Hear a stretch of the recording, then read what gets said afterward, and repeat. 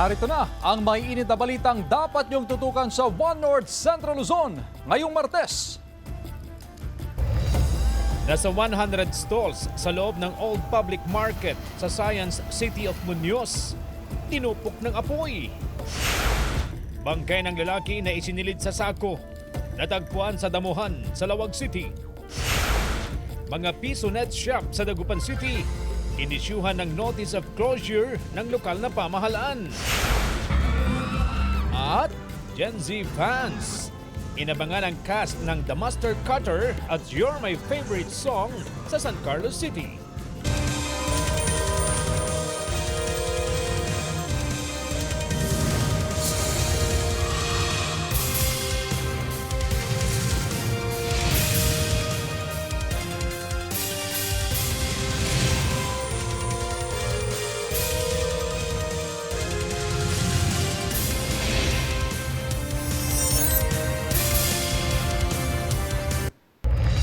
Magandang hapon, ako po si Chris Zuniga. Mga piso net shop sa Dagupan City inisyuhan ng notice of closure ng lokal na pamahalaan. Yan ang balitang tinutukan live ni Jasmine Gabriel Galban. Jasmine? Chris, maprotektahan ng mga kabataan. Yan ang dahilan kung bakit ipinahihinto ng lokal na pamahalaan ang operasyon ng mga piso net sa lungsod ng Dagupan. Sinuyod ng mga kinatawan ng lokal na pamahalaan katuwang ang Dagupan City Police Office ang mga piso net shop sa lungsod.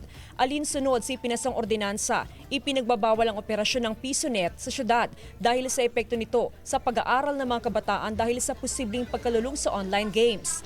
Posible rin daw ito maging dahilan ng pang-aabuso at iba pang panganib sa mga kabataan. Malungkot man, maraming nagbabash po sa atin. Alam nyo, hiningi ko mismo sa Sangguniang Panlungsod na magkaroon ng isang ordinansa na isara ang lahat ng PisoNet sa Dagupan City. Isa-isa rin kinausap ng mga otoridad ang mga PisoNet operator na inisyuhan ng notice of closure. Handa raw silang tumalima sa lokal na pamahalaan. Kung ano man po yung desisyon nila ma'am sa willing naman po kaming ipatanggal kung sakali po, kung yun po yung kakabuti. Suportado ng ilang magulang ang ordinansa kontra PisoNet. Kasi nakakasira sa mga estudyante, mga bata. Mas okay naman yun, madam. Dahil piso nito. Binigyan ng 5 araw ang mga PisoNet operator upang tumugon sa umiiral na ordinansa sa lungsod.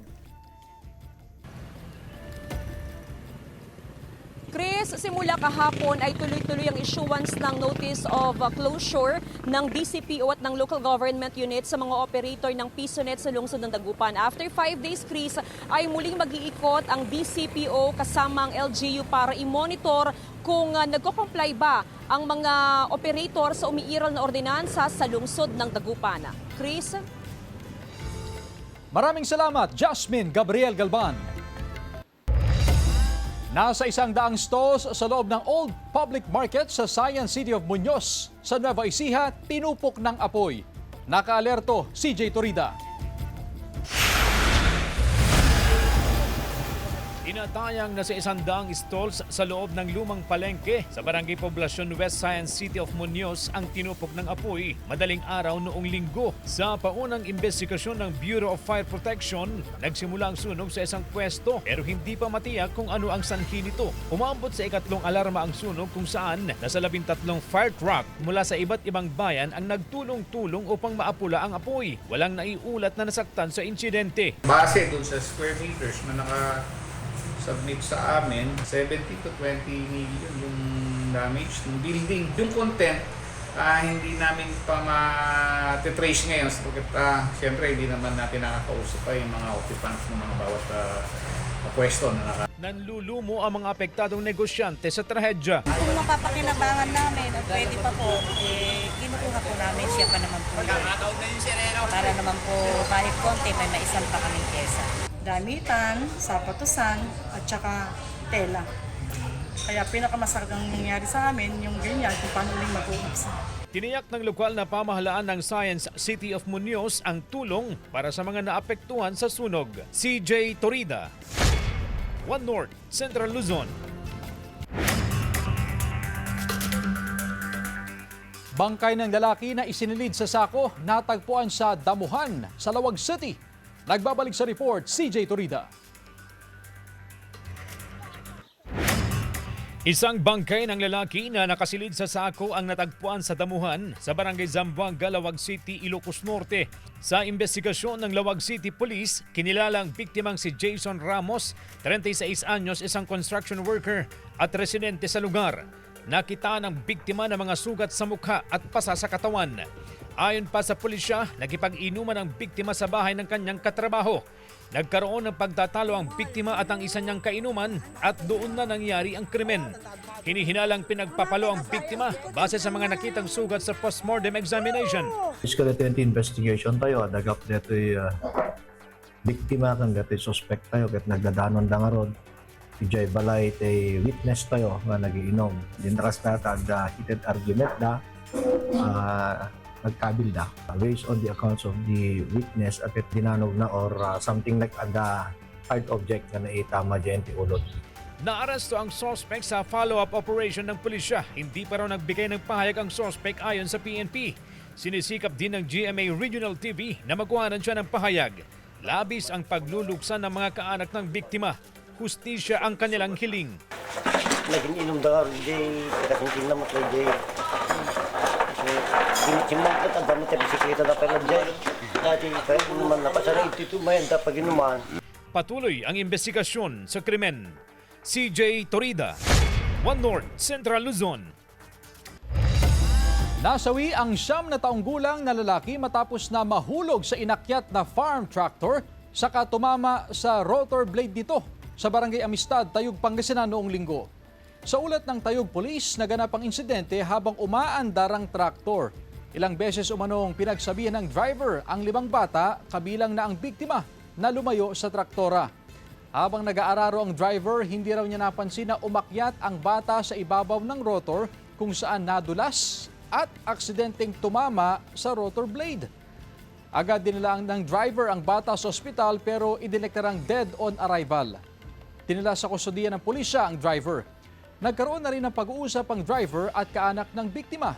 Nangako raw ang driver na magbibigay ng pinansyal na tulong sa mga naulila ng batang biktima. Gayunman, sinisika pa rin ng GMA Regional TV na makunin ng pahayag ang kaanak ng biktima at ang driver ng traktor. Sana po, bantayan po natin itong mga anak natin. Mas dapat nandun palagi yung patnubay at gabay ng ating mga parents. Samantala, dagdag bawas sa presyo ng ilang produktong petrolyo ipinatupad ng mga kumpanya ng langis ngayong araw. Sundan sa report ni Sandy Salvacio. Nagpatupad ngayong araw ang mga kumpanya ng langis ng dagdag bawas sa presyo ng produktong petrolyo. Ayon sa Department of Energy, may rollback na 1 peso and 16 centavos o price hike na hanggang 84 centavos sa diesel, 10 centavos na bawas presyo o dagdag na hanggang 1 peso and 90 centavos naman ang kada litro ng gasolina. Habang sa kerosene, may 78 centavos na rollback o price hike na hanggang 1 peso and 22 centavos kada litro. Epekto ito ng global supply at price development dahil sa krisis sa Middle East. Dismayado na naman ang ilang tricycle driver at tsuper ng jeep sa Mangaldan, Pangasinan sa panibagong price adjustment. Pinagtsatsagaan namin kung anong kitain namin, wala na yung dating kita, at least nag-adjust kami mga tricycle driver. Medyo mahirap din madam kasi halos hindi pa lahat ng estudyante pumapasok. Sana bumaba po yung diesel. Samantala, ipinatutupad naman ang malakihang rollback sa presyo ng LPG. 12 pesos kada kilo ang tapya sa LPG. Ibig sabihin, 132 piso ang bawas presyo ng kada 11 kilogram na LPG tank. Resulta ito ng patuloy na pagbaba ng contract price ng LPG sa global market. Sandy Salvacio, One North, Central Luzon. Makakaapekto at magpapaulan sa bansa ang low pressure area na kasalukuyang tinatawid ang Southern Luzon. Ayon sa Pag-asa, nananatiling mataas ang tsansa nitong maging bagyo sa loob ng 24 oras. Kung magtutuloy-tuloy, tatawag nitong Bagyong Henry. Posibleng magtuloy-tuloy din ang pagtawid nito sa lupa hanggang sa makarating sa West Philippine Sea.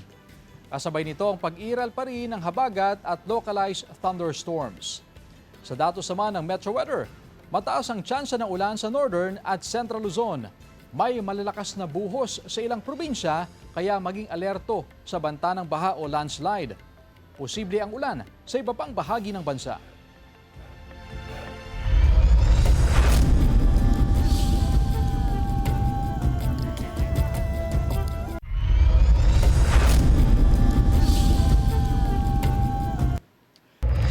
Nagtamo ng minor injuries ang dalawang driver nang sumalpok ang isang motorsiklo sa likod ng isang tricycle sa barangay Mancup, Calasiao, Pangasinan kagabi. Inihinalang nasa impluwensya ng alak ang dalawang driver nang mangyari ang aksidente. Walang pasahero ang tricycle at wala ring angkas ang motorsiklo. Rumesponde agad ang mga pulis at kawani ng MDRRMO at dinala ang dalawang driver sa ospital. Sinusubukan ng GMA Regional TV na makunan sila ng pahayag. Ngayon, ang status ngayon nila, sir, is nakalabas naman at hindi naman sila tumagal din sa hospital, and nagkaroon na rin sila ng schedule para makapag-usap para masettle po yung kanilang mga na-incurred na damages. Tinatayang nasa mahigit 12 billion pesos na halaga ng iligal na sigarilyo ang nakumpiska ng mga otoridad sa isang bahay na nagsisilbing bodega sa barangay Mabini Home Site, Cabanatuan City, Nueva Ecija. Nakataka sa mga driver ng isang SUV at dalawang van na may kargang iligal na sigarilyo. Ayon sa pulisya, isang linggo nilang minanmanan ang lugar matapos makatanggap ng impormasyon hinggil sa kalakalan ng iligal na sigarilyo. Naglagay ng tarpaulin ng siomay sa gate ng bahay para itago ang iligal na sigarilyo. Sa investigasyon ng mga otoridad, umaabot sa mahigit 500 boxes ng iba't ibang klase ng iligal na sigarilyo ang nasa loob ng bahay na ginawang imbakan at sa 3 sasakyan na ginagamit na pan-deliver ng mga ito. Yun pong pinalakas na intelligence gathering po ng PNP. So, nagresulta naman po sa positibong operation. Pag during inventory, i-check po natin ng BIR kung talagang ito ay hindi nakakapagbayad ng buwis sa kanila. Sira-sirang bubong ng Mangaldan Public Market inaayos na ng lokal na pamahalaan. Sundan sa report. Halos 5 taon daw tiniis ng meat vendor na si Gina ang perwisyong dulot ng butas-butas na bubong ng Mangaldan Public Market. Bukod sa nababasa siya tuwing umuulan, nababasa rin ang kanyang mga paninda. Umiiwas tuloy ang mga mamimili sa kanyang pwesto. Matagal po, ma'am. Nababasa kami dito, ma'am. Lahat ng kahit saan kami pupunta, tumutulog na yung mga ulo. Ngayon, ang dating butas-butas at sira-sirang yero sa tapat ng kanilang pwesto sa meat section, pinapalitan na ng bagong bubong. Nakita natin na talagang marami ng mga stalls na may mga tolda na sa kanilang dahil butas na nga yung halos ay mahigit 3 dekada na kasi yung bubong yung building na yan. So, layon ng renovation na mapanatili ang kaligtasan at kalinisan ng pamilihan alang-alang sa kapakanan ng mga negosyante at mamimili. Maganda, madam. Kasi napalitan na yung bubong. So, wala nang tumutulong tubig. Target na matapos ang renovation bago ang July 15 habang hindi pa nararanasan ang malalakas na pag-ulan. Aayusin din ang alulod ng South Wing building ng pamilihan. talagang hindi talaga nare-resolve yung problema. Kaya ginagawan talaga ng disenyo na angkop para makayanin niya yung dami ng tubig na umaagos dyan sa gitna sa alulod. Sandy Salvacio, One North, Central Luzon. Samantala, umabot na sa mahigit 22 million pesos ang lugi ng mga naapektuhang cage operator sa nangyaring fish kill sa Magat Dam na sakop ng Ramon at Cordon, Isabela. Sa pinakuling datos ng Provincial Fishery Office ng Isabela, 62 operators at 266 units ang naapektuhan ng fish kill at tinatayang mahigit sa 22 metric tons na alagang tilapia ang nangamatay. Sa isinagawang pagpupulong, tiniyak ng Provincial Fishery Office na magbibigay ng tulong katuwang ang Mia Mariis Provincial Government, ang LGU ng Ramon at Cordon para sa mga naapektuhang fish cage operators. Pansamantalang ipinatigil ang paglalagay ng fingerlings sa mga fish pen hanggat hindi pa maayos ang water quality at antas ng tubig sa Magat Dam. Napag-usapan din ang pagsasagawa ng clean-up drive sa pangunguna ng binuong Interagency Task Force.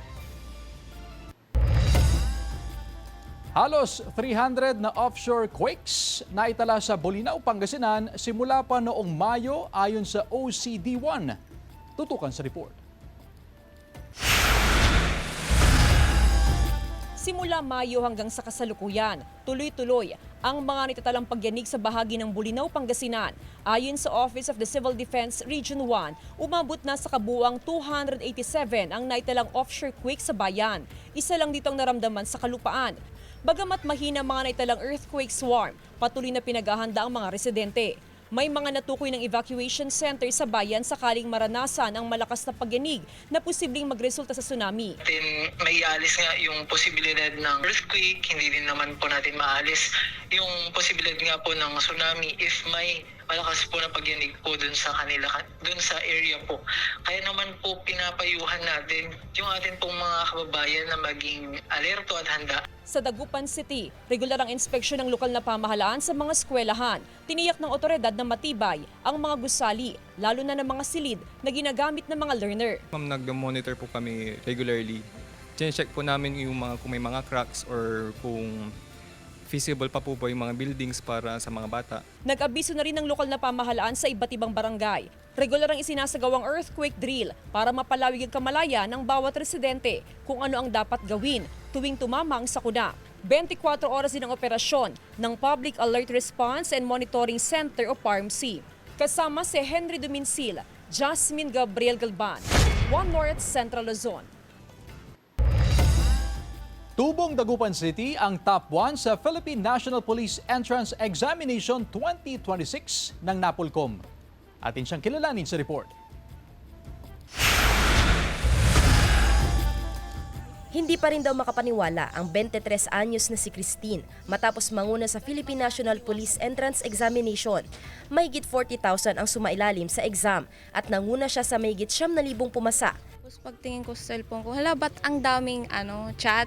Hindi mo ko paniwala talaga, ma'am. Parang yung unang ko noon is, hala, thank you Lord, ang galing mo.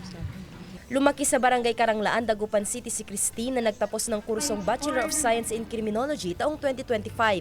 Maliban sa makatulong sa pamilya, naging inspirasyon niya sa pangarap na maging pulis ang mga nababasang crime at mystery novels.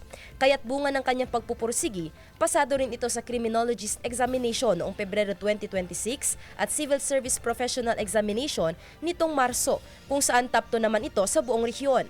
Lahat ng ito, first take ni Christine. Pagbutihan niya pa, magsipag lang siya para lahat ng pangarap niya matupad niya. Pati pangarap ng kuya ko matupad niya. Yun po. Pero proud po talaga.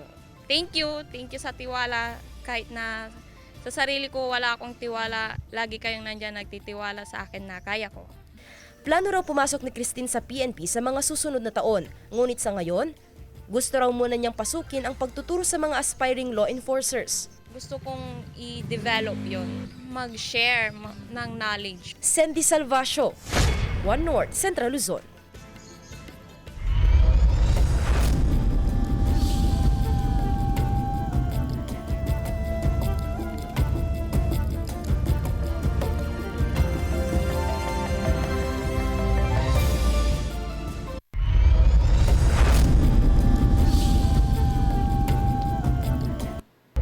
Bumagsak ang bahagi ng kisame ng Anastasio L. Gallardo Trading Center Hall sa Candaba, Pampanga habang isinasagawa ang orientation ng Municipal Social Welfare and Development Office kahapon. Ayon sa LGU, bumigay ang PVC plastic na bahagi ng kisame habang ginaganap ang aktibidad. 6 ang sugatan na agad dinala sa Candaba Municipal Infirmary para magamot. Batay sa assessment ng Candaba Engineering Office, bumigay ang kisame dahil sa naipong tubig ulan. Inaalam pa ang kabuuang pinsala. Mahigit 50 individual arestado dahil sa iligal na sabong sa Santa Ana, Cagayan.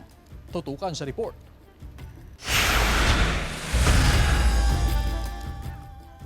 Arestado ang 51 katao sa operasyon ng Police Regional Office 2 laban sa iligal na sabong o tupada sa Coastal 2, Barangay Kasambalangan, Santa Ana, Cagayan. Kabilang sa mga naaresto ang 2 umano'y operator ng iligal na aktibidad. Pinaghahanap ng mga otoridad ang isa pang sangkot na cockfight referee o sentensyador na nakatakas noong isagawa ang operasyon. Nasamsam sa operasyon ang 2 buhay na panabong na manok na may nakakabit pang tari. 3 iba pang buhay na panabong na manok, 2 kahon na naglalaman ng mga tari at pustang nagkakahalaga ng mahigit 200,000 pesos. Mahaharap ang mga nahuli sa karampatang reklamo. Wala pa silang pahayag. Arestado ang 28 anyos na lalaki na umano'y miyembro ng Philippine Army matapos magpaputok ng baril at mag-amok sa harapan ng bahay ng kanyang bayaw sa Barangay Luzon, Claveria, Cagayan. Natutulog daw ang kanyang bayaw nang manggulo ang sospek. Hindi raw lumabas ang bayaw ng sospek kaya agad din siyang umalis.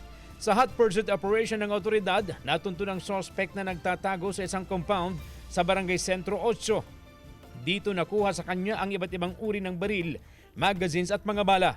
Mahaharap sa kaukulang kaso ang sospek na wala pang pahayag. Iniimbestigahan pa ng PNP kung ano ang motibo sa insidente. CJ Torida, One North, Central Luzon. Mahigit 14,000 na deboto ang sama-sama sa pagdiriwang ng Libad Apong Iru Fluvial Festival sa Apalit, Pampanga. Tunghayan sa report.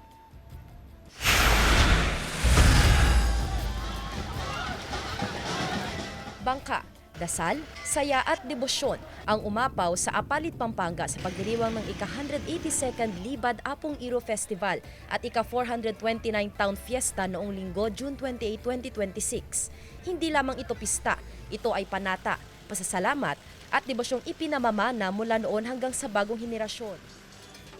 Mahigit 700 bangka ang pumuno sa ilog, habang higit 14,000 deboto ang nakisaya, nakibasa at nakiisa sa taunang libad. Sa Fluvial Parade o mas kilala sa Kapampangan bilang Libad Ilog, sinusundo ang imahe ni Apong Iru mula sa Barangay Kapalangan patungo sa Barangay Sulipan.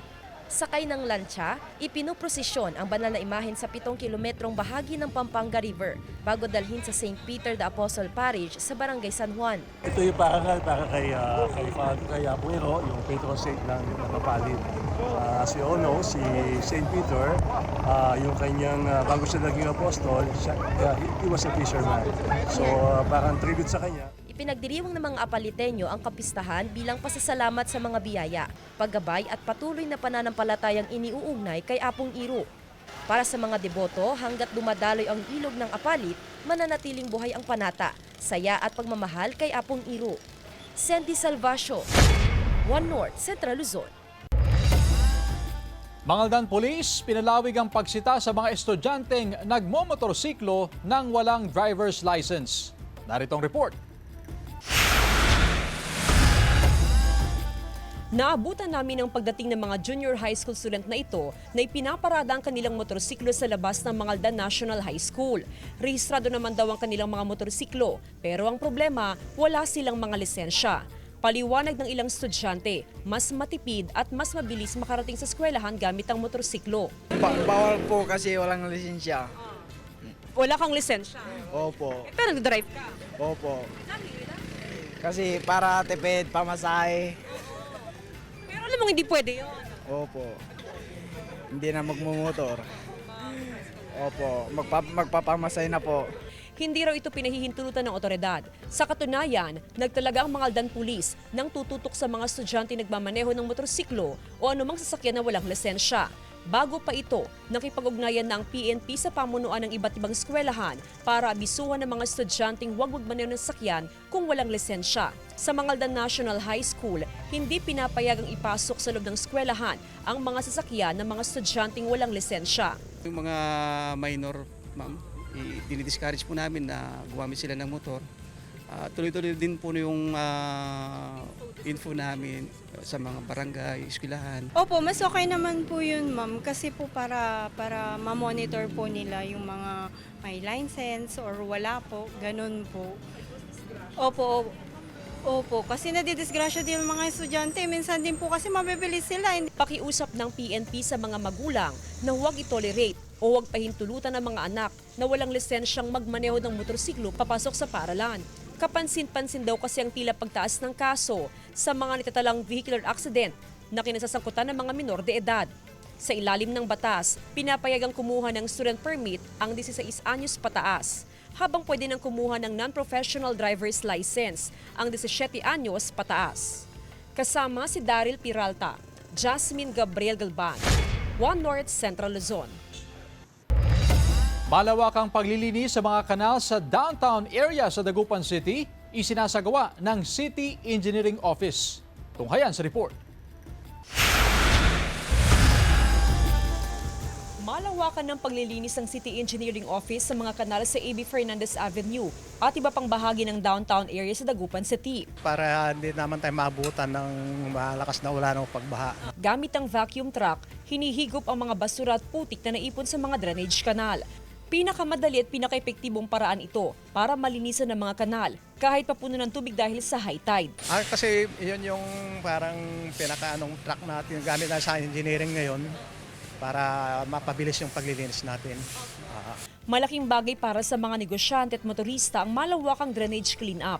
Karaniwan kasing naapektuhan ng kalakalan sa downtown area tuwing may baha na bunsod ng high tide. Mas okay, madam, kasi mawawala yung baha. Tulong, oo. Lalo po nakapwesto kayo Pwede dito. Opo. Dati ba ma'am, baha?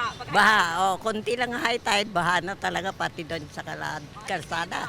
Hindi naman na ma'am. Bukod sa downtown area, target din ng LGU na malinisan iba pang kanal sa iba't ibang lugar sa syudad. Bukod sa City Engineering Office, nakatakda rin magsagawa ng drainage clean-up ang DPWH Pangasinan 4th District Engineering Office. Kasama si Henry Duminsil, Jasmine Gabriel Galban, One North Central Luzon. Gen Z fans, inabangan ng cast ng The Master Cutter at You're My Favorite Song sa San Carlos City, Pangasinan. Tunghayan sa report.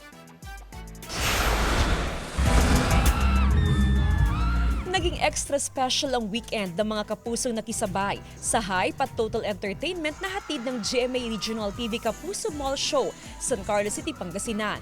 Winner, lalo na sa mga Gen Z, ang makita up close ang mga inaabangan na cast members ng You're My Favorite Song at The Master Cutter.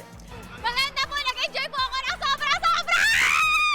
May ilang mag-anak na piniling gugulin ang kanilang family day sa panonood ng Kapuso Mall Show. Sobrang saya and kasi itong anak ko, favorite niya si Princess pa kaya nakipagpa-picture po siya kanina. Simula pa lang ng show, umaapaw ng energy ng audience na lahat game sa pagsasayaw. Lalo pa naging intense nang makabanding na si Lee Victor. Naghatid ng masayang vibe si Princess Aliyah. Parang yung normal energy lang, pero dito grabe, off the roof, namin nagsisigaw, namin nag-enjoy. Tsaka sobrang consistent, no? Yes. From start to finish talaga, grabing energy nila, very mataas. Nagpasiklab sa entablado si Prince Carlos in his energetic dance number na may bonus pangharana para sa crowd. Mas tumindi ang fan nang magpamalas ng husay sa pag-awit si Charlie Fleming na umani ng malakas na hiyawan at palakpakan mula sa fans. Wonderful crowd who was here for us today. Maraming salamat mga kapuso. Thank you so much for giving us such wonderful energy and so much of your love. Dito kasi this is my second time nung nalaman ko na babalik ako dito, sobra ako na-excite. Maliban sa paghanga ng fans sa kanilang performances on stage, marami rin ang nahuhumaling sa kwento ng kanilang mga kinabibilangang serye ng The Master Cutter. Yung inclusivity, at the same time yung pag-lift up ko sa mga lalaki when it comes to the work of tailoring. Kasi po, we all know na kapag tailoring po mga babae. Pero dito po sa Master Cut, pinakita po yung kakayahan din ng mga lalaki. Jasmine Gabriel Galban, One North Central Luzon.